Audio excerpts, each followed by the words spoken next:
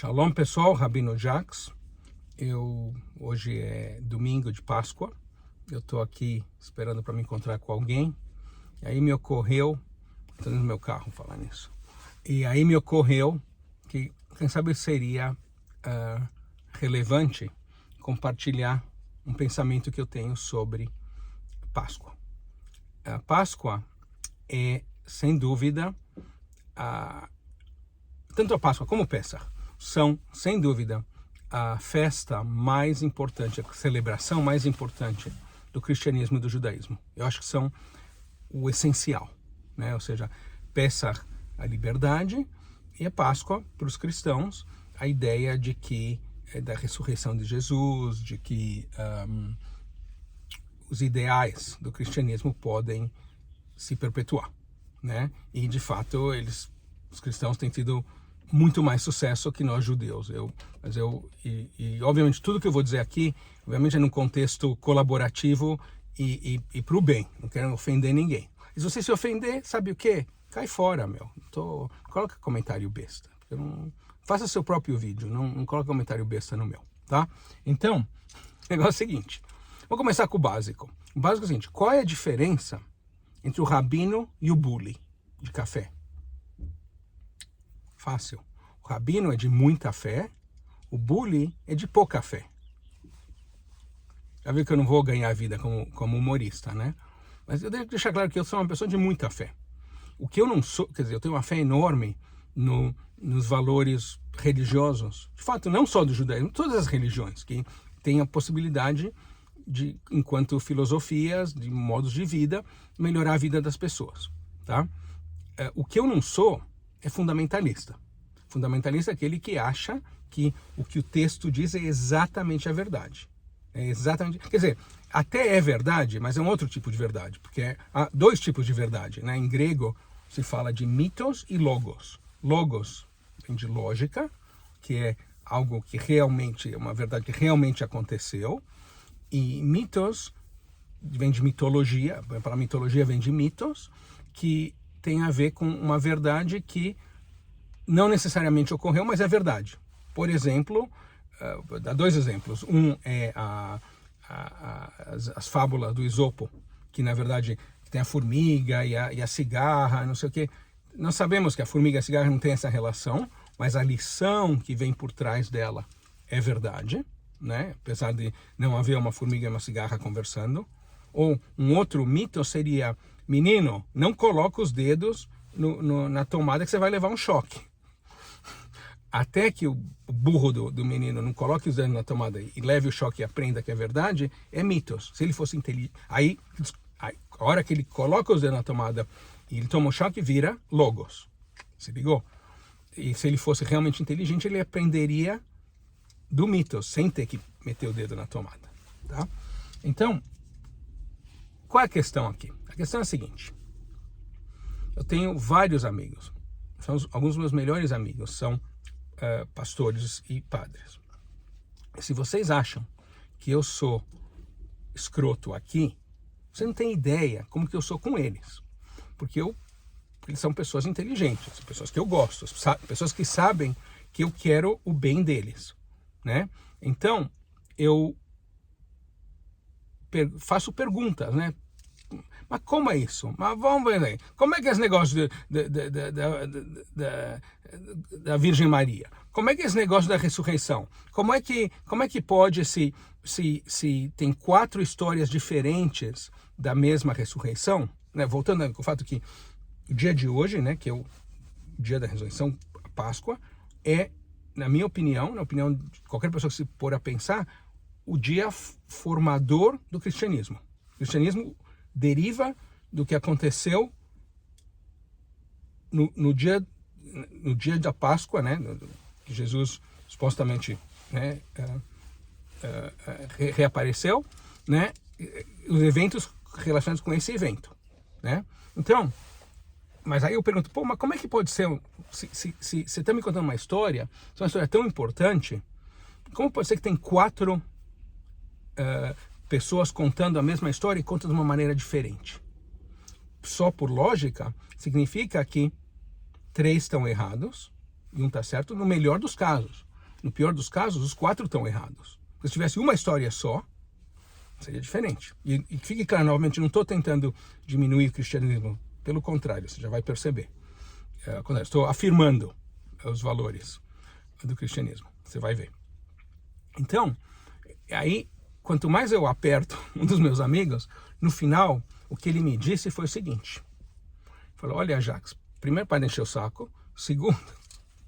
Segundo, eu não sei o que aconteceu, mas algo espetacular aconteceu no domingo nesse dia. Aí eu me pus a pensar, dentro da minha ótica judaica e dentro da minha lógica judaica. E eu volto a dizer, não é que eu ando escrachando com o cristianismo e não com o judaísmo. Ao contrário, eu tento ter uma visão lógica de todas as religiões, O que me caracteriza é a lógica. Então, seria assim, eu estou disposto também a aceitar que as coisas que nós lemos na Bíblia hebraica não aconteceram como aconteceram, porque volto a dizer, eu não sou fundamentalista. Para mim, a Bíblia hebraica é um recontar de eventos, de mitos, que normalmente mitos não necessariamente é algo que aconteceu, não é o mito é uma verdade ainda que não tenha acontecido, que formam a base da cultura e da filosofia de um povo. Então, eu me ponho a pensar qual é a treta da Páscoa, o que aconteceu naquele dia. E estou tomando muito cuidado porque eu não quero ofender ninguém. E se se ofender, eu te falei, não precisa assistir mais meus vídeos, tá? Mas se você não se ofender, assista, recomenda para seus amigos. Pior, se você se ofender, recomenda esse vídeo para seus inimigos, para eles também ficarem bravos. Bom, então, é o seguinte. Qual é a história? Você tem um líder, que claramente é um sujeito legal, que tinha ideias novas e criativas, que não criou uma religião. A religião foi criada pelos discípulos. Em geral acontece isso, Ou seja, por exemplo, o mormonismo não foi criado pelo sujeito que teve a visão, senão pelo Brigham Young, Ou seja, enfim, em geral, a pessoa que tem que saca não é o sujeito que é capaz de promover, O McDonald's não foi desenvolvido pelos irmãos McDonald's, mas pelo Ray Kroc, Então, o que acontece? Você tem os discípulos que claramente percebem o valor da mensagem de Jesus. Adoram ele. Eu tenho a impressão que Jesus tinha um plano. O plano era que os romanos o agarrassem e que na hora H Deus aparecesse e o liberasse, provando que realmente Deus era o importante, não o imperador de Roma, e a história ia terminar de um jeito diferente. E como que eu acho isso? Porque quando Jesus está na cruz, ele diz, Abba, Abba, lama sabachthani, Pai, Pai, porque você me abandonou? Ou seja, ele estava esperando que alguma coisa rolasse e não rolou. Aí os discípulos ficam lá, achando, esperando que ele volte. Agora que vem a parte que vai ficar controversa. Na minha opinião, ele não voltou. Por quê? Porque nós não conhecemos ninguém que morreu e voltou. Tá? Não é lógico. Bom, e fique claro, por isso que eu sou judeu, Porque eu não acredito nisso. Se eu acreditasse que Jesus voltou, eu seria cristão. Bom, então, os discípulos se reúnem, porém, como disse meu amigo, algum milagre tem que ter acontecido nesse dia, nessa manhã. Qual é o milagre? Na minha opinião, o milagre é que os discípulos se reuniram e disseram, ferrou. A gente achou que ele era, mas não é. O que nós vamos fazer?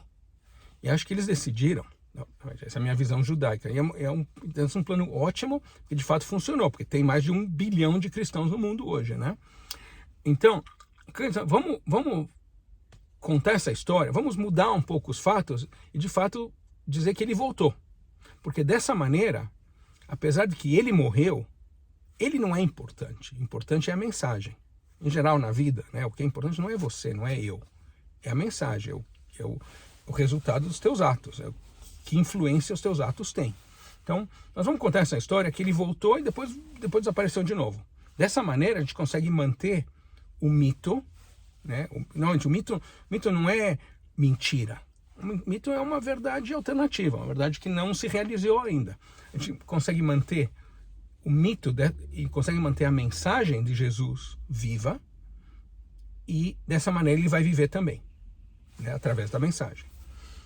Então, essa é a minha visão. E essa ideia é provada pelo fato de que 4 pessoas contam a história, cada um conta diferente, de fato levou a que, apesar de que Jesus não sobreviveu, e não, eu acredito nisso porque eu sou judeu, se eu fosse cristão, eu acreditaria diferente, né? Apesar de que Jesus não sobreviveu, ele continua vivendo na medida em que as ideias dele, a mensagem dele continua viva.